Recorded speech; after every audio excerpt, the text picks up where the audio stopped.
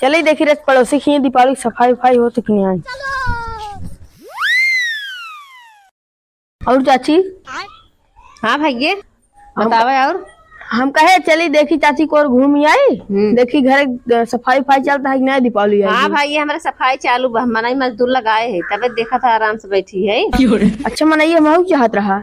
मनाई चाहत रहा। हाँ कहाँ कहा मनाइए। पैसे 1000 हमें दे दी है। हाँ। चल मनाई हम दिखाई देते है। हम मनाई खुद ही बुला देते बैठे रहो। ठीक बुलावा। ए सुनो था इधर आवा तो। ई क्या नटाई फारत बा गांठ उसे फाट गई जोन बाटई है। सुबेरे से झाड़ू पोछा लगाओ लगाओ ई क्या नटाई फारत है। देखी तरह के हम अरे जो चाचा है कहा नटाई तोरा तहु बतावा। रुका थोड़ा। का चाची तो चाचा है। हाँ ये काम करत हूँ पूरा घर एक झाड़ू पोछा जिम्मेदारी नहीं के ऊपर बा। अरे चाचा से काम करावत हूँ। अगर तुम्हें मनाई चाहे 1000 रुपये दे लिए जा। नहीं हमें मनाई नहीं चाहिए।